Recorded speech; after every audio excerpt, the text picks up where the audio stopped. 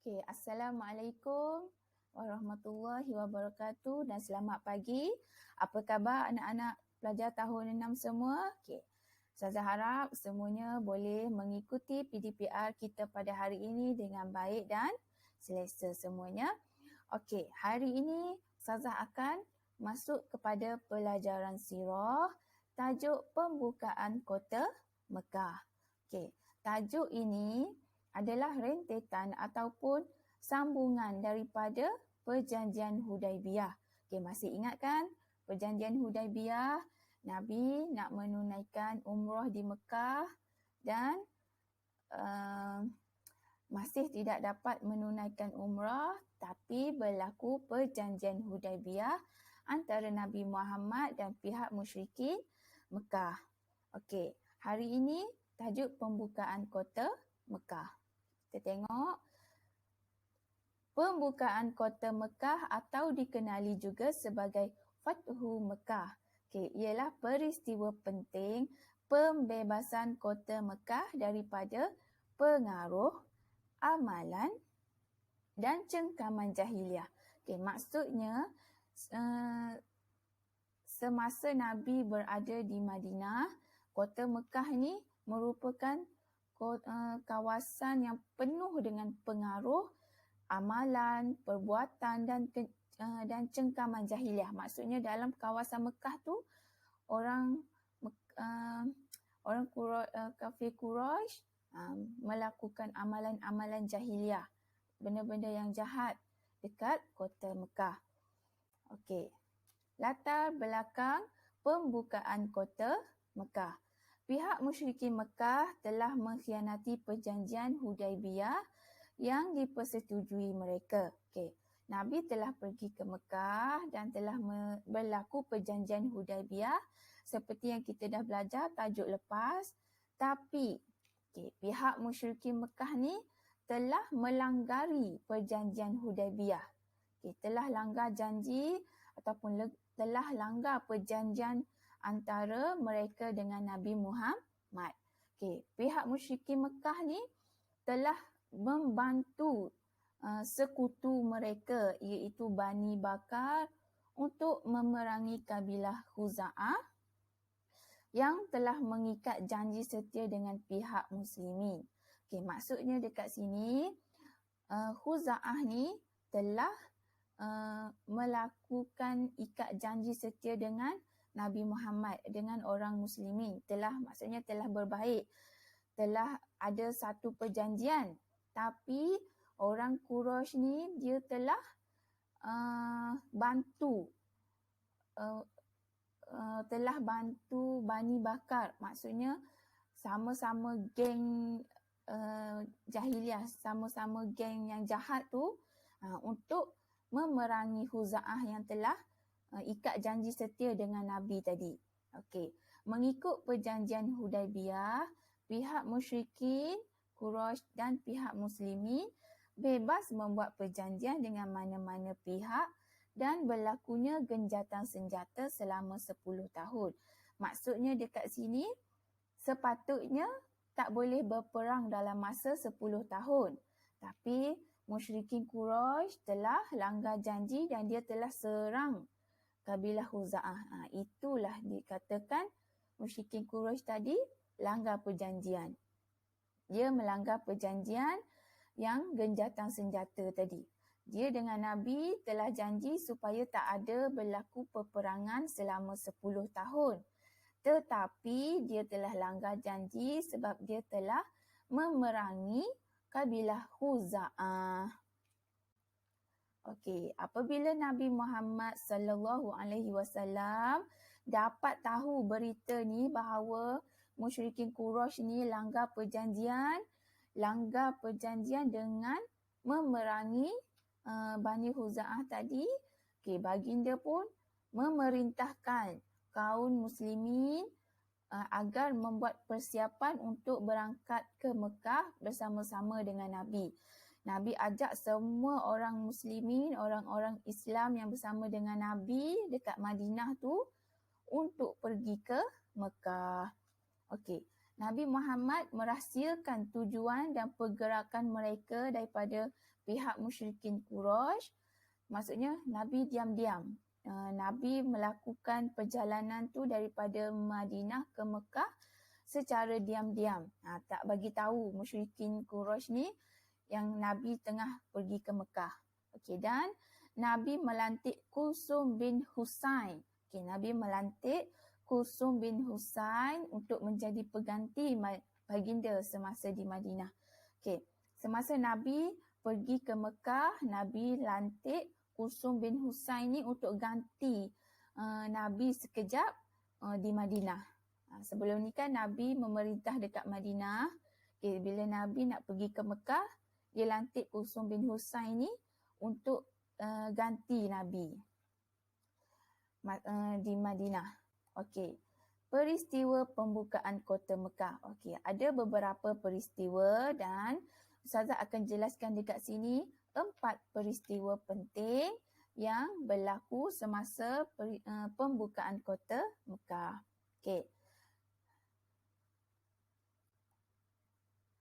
Peristiwa yang pertama, pada bulan Ramadan tahun ke-8 Hijrah, Nabi Muhammad SAW bersama-sama dengan kaum muslimin berangkat menuju ke Mekah.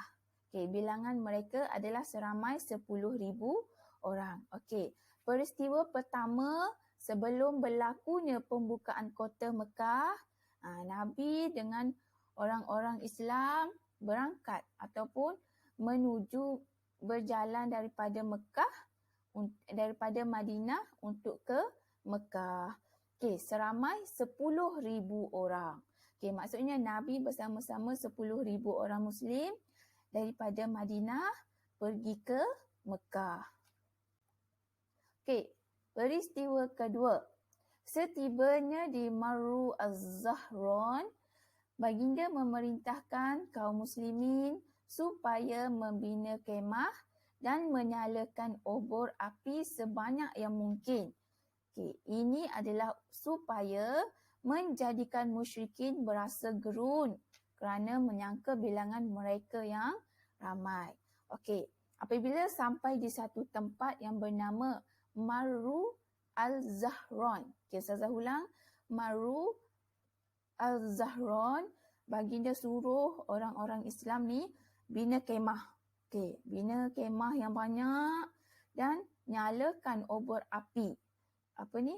Hidupkan obor api tu dan letak di kawasan yang dibina kemah tu tadi supaya kalaulah orang musyrikin tengok daripada jauh, ya Allah, ramainya kaum-kaum muslimin yang datang ke Mekah ni. Jadi dia akan nampak daripada jauh api penuh dan kemah yang penuh dan akan menyangka bilangan Nabi dan orang muslimin itu sangat ramai. Okey, seterusnya peristiwa ketiga. Setibanya di Zutua, Nabi Muhammad SAW telah memerintahkan kaum muslimin supaya masuk ke Mekah melalui jalan yang berbeza. Okey, maksudnya kalau sebelum ini Nabi lalu jalan A, tapi kali ini untuk masuk ke Mekah, Nabi guna jalan B. Menggunakan jalan lain, bukan jalan yang sama mereka masuk ke Mekah sebelum ini. Okey, kenapa Nabi buat macam tu? Tujuannya untuk melemahkan kesatuan dan kekuatan musyrikin Quraisy di Mekah.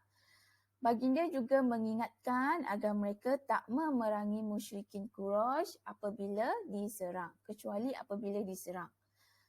Okey, maksudnya dekat sini apabila Nabi masuk pintu lain untuk ke Mekah, jadi orang musyrikin Quraisy ni akan rasa, kenapa Nabi masuk pintu ni? Kenapa tak masuk pintu ni? Jadi mereka akan melemahkan musyrikin Quraisy. Jadi sebab itu Nabi tukar jalan masuk jalan lain. Okey, lepas tu baginda juga ingatkan supaya jangan serang musyrikin Quraisy kecuali musyrikin Quraisy tu yang memulakan peperangan. Okey. Kaum muslimin yang dipimpin oleh Khalid Al-Walid telah diserang, tetapi akhirnya dapat masuk ke kota Mekah. Okey, kaum muslimin itu dipecahkan kepada beberapa kumpulan dan kumpulan yang dipimpin oleh Khalid Al-Walid telah diserang oleh musyrikin Mekah. Okey, walaupun telah diserang, tapi alhamdulillah mereka tetap dapat masuk ke kota Mekah. Okey, yang seterusnya. Dari Zutua, Nabi masuk ke kota Mekah dengan menunggang unta dan menundukkan kepala, tanda merendah diri kepada Allah serta bersyukur atas nikmat kemenangan umat Islam membuka kota Mekah. Okey, baginda memberikan jaminan keselamatan kepada penduduk Mekah yang masuk ke rumah masing-masing, ke Masjidil Haram dan ke rumah Abu Sufyan. Jaminan keselamatan ini menyebabkan penduduk Mekah memilih keamanan daripada berperang dengan kaum muslimin. Okey, dekat sini cerita dia daripada yang tempat berperang tu tadi, daripada tempat jalan nak masuk tu tadi, Nabi masuk menggunakan unta dan Nabi tunduk kepala Nabi sebagai tanda bersyukur sebab dah dapat masuk Mekah, sebab dah dapat buka kota Mekah. Dan semasa Nabi masuk ke kota Mekah tu, Nabi mengatakan, "Hai penduduk Mekah, hai musyrikin Quraisy, sekiranya aku akan memberi jaminan kepada kamu bahawa kamu akan selamat sekiranya kamu masuk ke rumah masing-masing, masuk ke Masjidil Haram ataupun ke rumah Abu Sufyan." Maksudnya Nabi tak nak berperang. Nabi pesan, kalau nak selamat, kalau tak nak berperang, masuklah ke rumah masing-masing atau masuklah Masjidil Haram dan ataupun rumah Abu Sufyan. Jadi penduduk Mekah ni memilih untuk tidak berperang dengan Nabi dan mereka masuk ke rumah masing-masing. Okay, dan yang terakhir, apabila tiba di Baitullah, di Kaabah, okay, baginda melakukan tawaf pusingan dekat Kaabah tu dan memusnahkan 360 buah berhala yang ada di dalam dan sekeliling Kaabah. Okey. Maksudnya dekat sini sebelum Nabi masuk ke Mekah tu ada 360 buah berhala yang telah dibina oleh musyrikin Quraisy tu tadi. Dan apabila Nabi masuk, Nabi tawaf Kaabah tu, okay, Nabi tawaf dan Nabi hancurkan, Nabi musnahkan semua 360 berhala yang ada dekat sekeliling Kaabah tu. Okey, selepas habis semua berhala tu dimusnahkan, Nabi berucap di khalayak tentang kebebasan dan kemaafan yang diberikan kepada musyrikin Quraisy atas kesilapan yang lalu. Akhirnya, ramai dalam kalangan mereka bersetuju untuk berbai'ah ataupun berjanji dengan Nabi dan taat setia kepada Allah dan Rasul.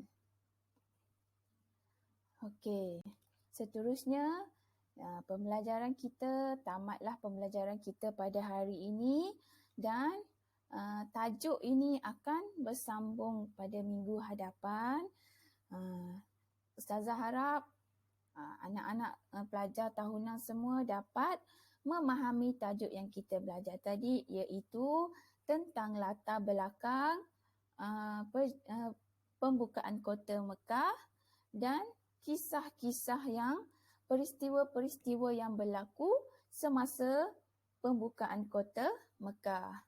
Okey, sekiranya ada apa-apa persoalan, apa yang tak difahami, boleh tanya kepada Ustazah. Okey, kita sambung lagi pembelajaran kita pada minggu hadapan dan jangan lupa jawab kuis yang Ustazah dah bagi. Okey, Assalamualaikum.